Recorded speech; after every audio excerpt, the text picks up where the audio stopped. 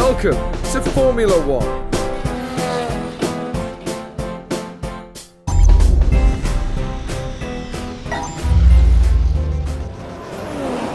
Welcome to Championship season, where you'll become one of the elite on the grid vying for success. Now it's your turn. Travel the world and take part in the ultimate racing event. This is Championship Season Mode. Welcome to Joe Average Racer. Here we start our championship season, and the team we are going to pick, Ferrari. I'm going to race as Sebastian Vettel.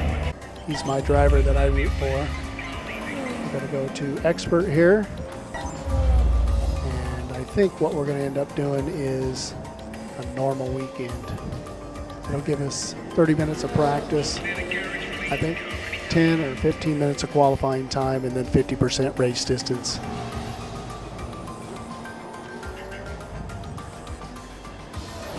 Go to our race settings here.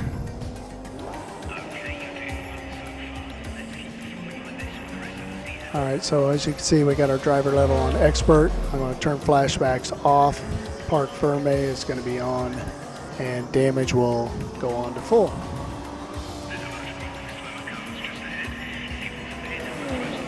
And we'll check our assists.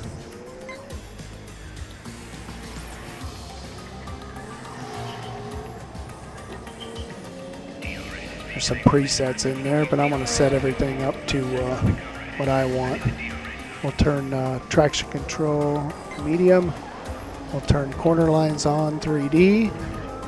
And change our gearbox to automatic. And pit assist on. Pit assist just keeps you, I think, from getting onto the track before you're supposed to, and keeps you from getting a penalty by pulling onto the track right when you're pulling out of the pits.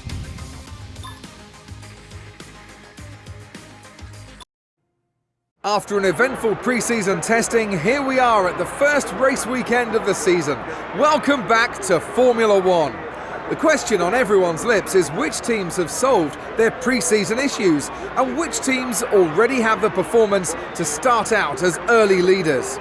The teams will be visiting tracks across 5 continents as they battle it out for both the drivers and the constructors' championships. What race on the calendar do you think the teams will have a special eye on this year? Well, I think the teams will be looking forward to the Mexican Grand Prix, which is being held back at the Autodromo Hermanos Rodriguez in Mexico City.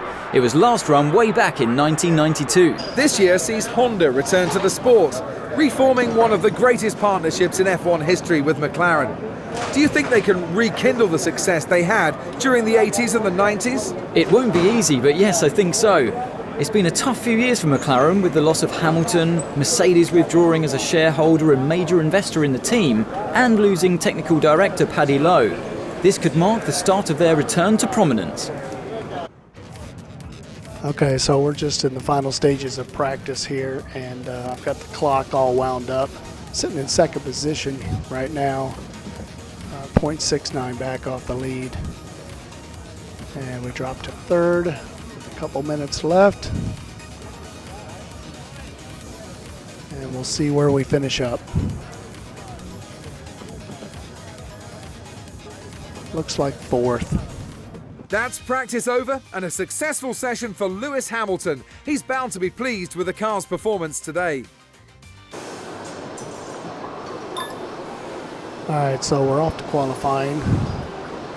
Check our tires here. It looks like we're sitting on options. Go ahead and set up the car. What I'm going to do is just leave it at a preset balanced for now. And for this first season, I'm probably going to run balanced the whole time. I'm just going to try and see if I can get consistent laps for the first season. And here we're crossing the line for our best lap in qualifying at 128.9. That puts us, I believe, in third position on the grid. That's a perfect end to the day for Lewis Hamilton, who'll be on pole now for tomorrow's race. Well, they've shown the car has great pace today, but they'll need to demonstrate what it can do over the race duration if they are to secure the victory tomorrow.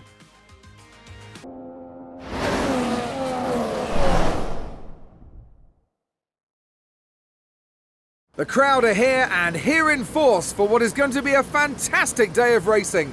Welcome to the Australian Grand Prix. It's a great position for Lewis Hamilton to start the season from, and one that he'll be hoping he can capitalise on and turn into a race win today. Well, we all know that Lewis has raw speed, and if you give him a fast car, he'll win races. So if he can stay out front by the end of the first few corners, I'm sure he's going to be very difficult to beat. It was a disappointing day for Fernando Alonso yesterday. He's starting further down the grid than he would have liked, but he'll still be hoping for a strong result today. Well, Fernando is a great starter, and he'll be looking to make up a few places on that first lap to try and get himself back into a position that he's more familiar with. Well, the big news in qualifying, I think, is that Nico Rosberg got some sort of 5-place grid penalty and never actually got a time in qualifying, so he's going to be starting at the back of the grid. All right, so it looks like we got a 2-stop race here. We'll go option prime, and we'll stop at lap 9 and 18. That'll leave me a 10-lap run to the finish here. Let's go for the win today. All right, 5 red lights and we're off. Get a bit of a slow start here. So start to pull around. I thought I actually got a pretty decent start, but guess not. And then I do nothing but just get in the way. I hit one Williams, hit another Williams, and now I'm beating on the Lotus. So just struggling to get a decent start in this first race. With a lock up there.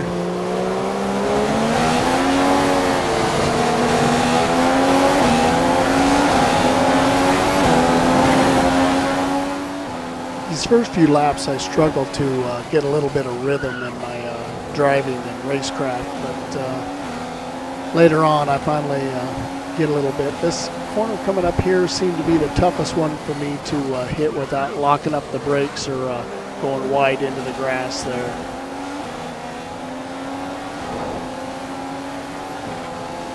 And then this little chicane coming up on the backside of the track here.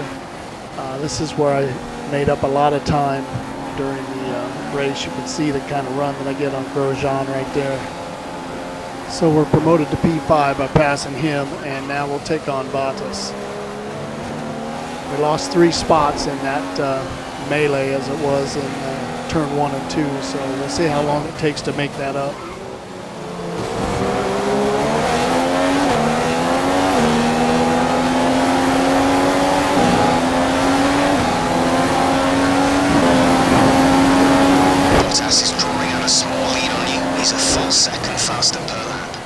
You can see here Grosjean getting a run on me down the front stretch. He did this for about 3 or 4 laps in a row. I managed to stay by him, but he was definitely pressuring going into turn 1 each lap until I pulled away. 40 kilos.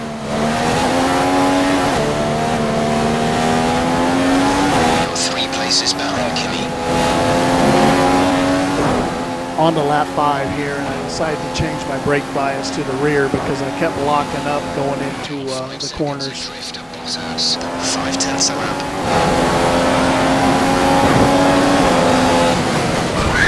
Okay, we've pretty much destroyed this cellar boot. Pressures are all over the place. I don't think there's any more to come out of them today. Changing your brake balance forward might reduce your rear lockups. So Ricardo just gets on the outside of me there, and I must have clipped him with the side pod or his side pod with my wheel, but of course I spun and everybody else went by. If you notice here, Rosberg has already promoted himself all the way up to P6, so he's done a hell of a job in just 8 laps coming from last. We dropped 5 positions with that mistake, so we'll have to try to make that up throughout the rest of the race.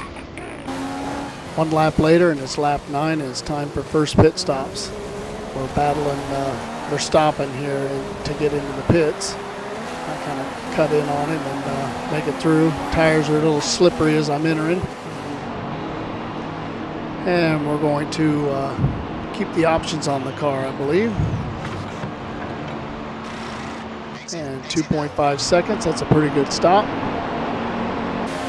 Fast forward to lap 11, and we're going to start picking people off here. We get Stevens, who seems to be doing pretty well. That promotes us to P11. Lap 11, we give Alonso a tap there, which I'm not too proud of, and get by him. Kind of cut through the pit entrance there. No penalty, I'm quite surprised. Lap 12, we're going to get by Saints here up in this next corner after I bump him a little bit.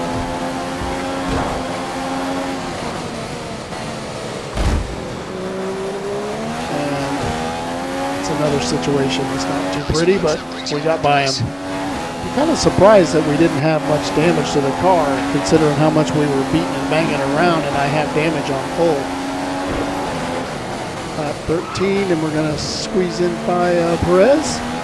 And now we're up to P8, so we're slowly advancing through the race to get us some more positions and hopefully get back up to that third starting position that we started at. Lap 14, and then get that good run off the chicane and get by Hulkenberg.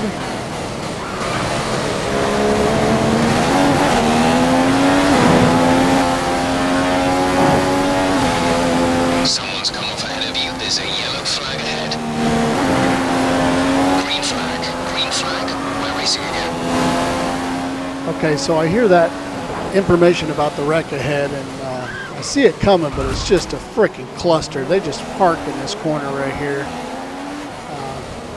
And then my rhythm is completely off. I got loose there. There's some wing parts on the road. There's some more. Gonna get up through here. And I hit him, and I'm like, you know what? Freaking just tearing the crap out of the car. I'm gonna dive into the pits. Unfortunately, I dive into the pits right in front of my teammate. Unfortunately for him, so he's going to have to end up completely waiting my whole time before he can make his pit stop. So that kind of screws over his race, but I get my new front wing put on, and it's off to the races again. Exit now. We're racing on the exit.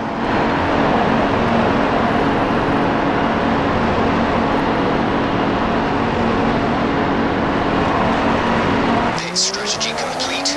See these tires through to the end now. So I pit 2 laps earlier than I wanted, so I'm going to have to make these set of primes last to the end of the race, 12 laps. So we'll see how we manage that. We drop back to 11th position after that, and we fast forward to lap 19, where I get by this guy coming out of the pits. I promoted myself up to position 8, and we've got 10 laps to see how far we can get up toward the front.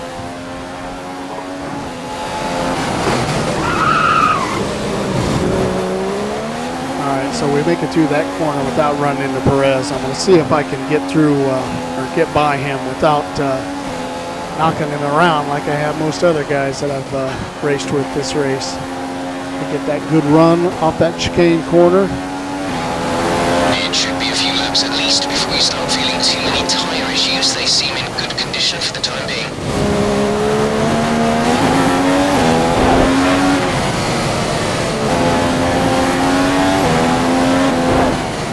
Coming to lap 22 here, we see Hulkenberg dive into the pits for his final pit stop, so that's going to promote us up to P6 with 7 to go.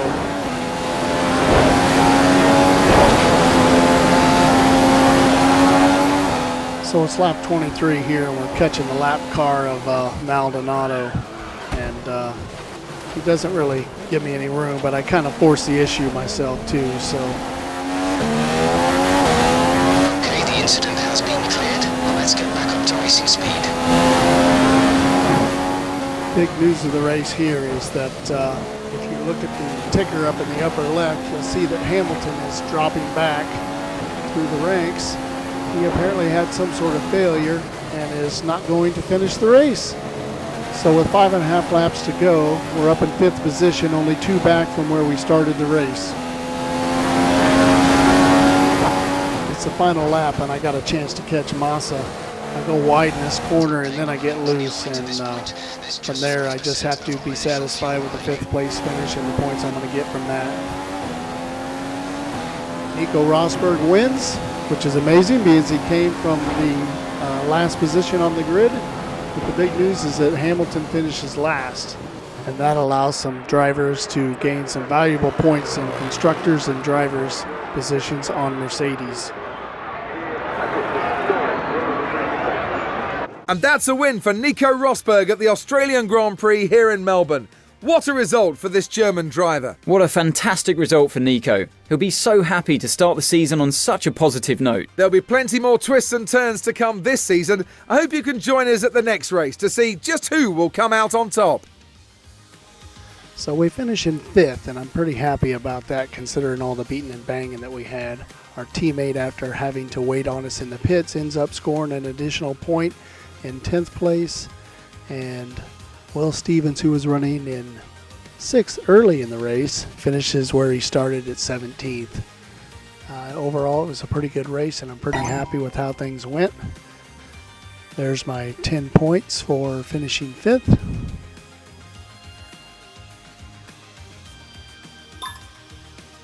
And our 11 points sitting in 4th place in the constructor standings. Surprise! McLaren Honda starts out the season in 5th. See the slow start that I got here.